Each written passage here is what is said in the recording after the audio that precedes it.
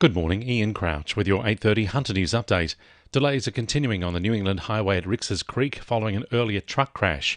A B-double tipped onto its side at the Rix's Creek Lane intersection at about 5:15, with the rig sitting on the side of the road. A heavy vehicle tow truck is being brought in to get the truck back onto its wheels. Hunter mortgage holders are being warned to brace for at least one more interest rate rise before the Reserve Bank puts rates on hold. The official cash rate has increased by 25 basis points to 4.1% due to stubbornly high inflation and a decision to increase the minimum wage. It means the average mortgage holder in Newcastle and Lake Macquarie will have to find another $113 a month, taking monthly repayments to almost $4,500. Judo Bank economic advisor Warren Hogan says he expects another increase next month before things slow down. They'll sit back next month and they'll probably get another bad inflation figure at the end of July and they'll probably feel the need to go again. But then I think they can sit pat for at least 6 months through into next year, and hopefully the next move after that is a rate cut, and that'll be a signal that, we can really pull back on the pressures on households and businesses. Hunter Hospital emergency departments have had a busier start to the year than usual. Ambulance arrivals and emergency admissions have increased in the first quarter compared to the same time last year. It's meant patients are waiting longer for treatment, with just 66% being attended to on time, compared to almost 70% last year. New research reveals men across the Hunter in Australia are experiencing higher levels of loneliness.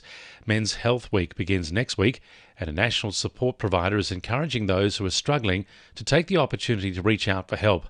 The Healthy Male CEO, Simon von Soldern, says men shouldn't have to suffer in silence. Also not forgetting that to be socially included is actually a good thing. So there's sometimes people think that people who lonely actually just need more social inclusion. You can actually have lots of things going on in your life and go out with lots of groups of people, but you can still feel lonely. Newcastle Lord Mayor Nuatali Nelms admits having State of Origin games played here is a big ask. Townsville Mayor Jenny Hill is calling on the NRL to alternate hosting rights for Game 1 of the series each year between her city and Newcastle, saying the two centres are the heartland of rugby league and not places such as Adelaide where people don't care about the game. Nuatali Nelms says having the men's game played here would be welcome, but says the smaller capacity of McDonald Jones Stadium would make it unlikely. However, she says holding a women's State of Origin game here makes sense, given we've hosted the Matildas in the past with record crowds. New data out of the Heart Foundation has revealed one Australian dies every 12 minutes from cardiovascular disease. It's Heart Rhythm Week, and Hunter residents are being urged to make sure they're up to date with the latest CPR training advice and information.